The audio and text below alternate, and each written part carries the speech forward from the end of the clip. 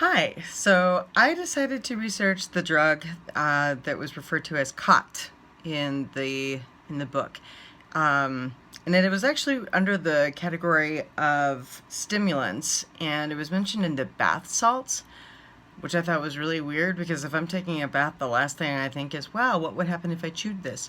But there you are. So under bath salts, it talked about cathinone, which naturally occurs in the drug khat. And the drug khat actually comes from a plant. And I remember seeing it being used in that movie Captain Phillips with Tom Hanks. The Somali pirates were chewing it, right? So that's one route of administration. It can be chewed like tobacco and just kept in your mouth and like a wad or something, and they can chew it intermittently to release the stimulant. It can also be made into a tea, a paste, or sprinkled on top of food. And the effects of the drug are kind of really various, but it's mainly a euphoric and a stimulant, right? So it increases feelings of energy, socialness, talkativeness, alertness, improved concentration.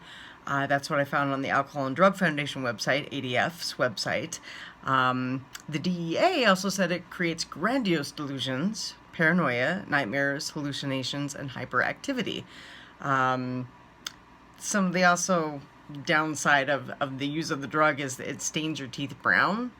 And it can include paranoia, nightmares, hallucinations, increases your blood pressure, heart rate, gastric disorders, trouble sleeping, lack of concentration, according to WebMD.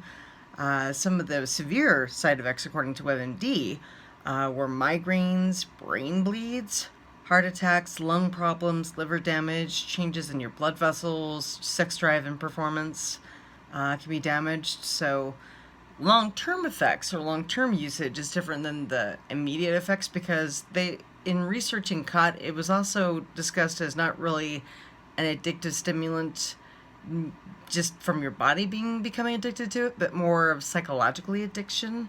So if you're addicted to it because you think you can't do things without it, that's part of a psychological addiction. And the long-term effects is that it can worsen any existing mental health issues, it may create fertility problems, sore and inflamed mouth cancer, and psychological dependence.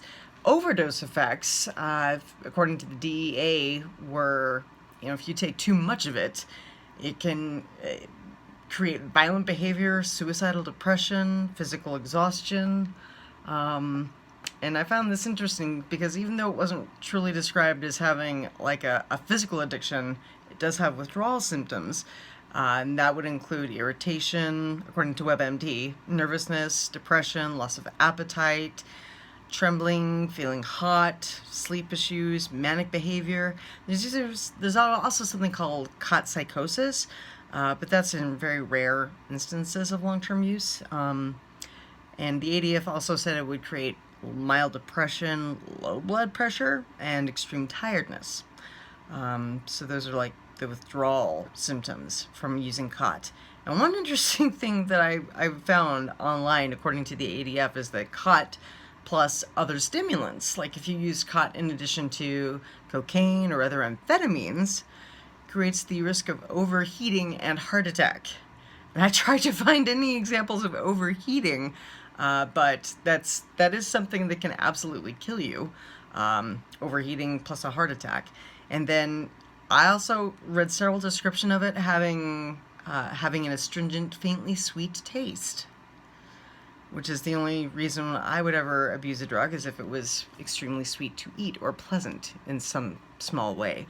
But I found that interesting, fascinating. So outside of bath salts, cathinones are naturally occurring in the drug khat. The cathinone that was referred to in the book in bath salts was I believe a synthetic chemical creation of it, but I thought that was interesting.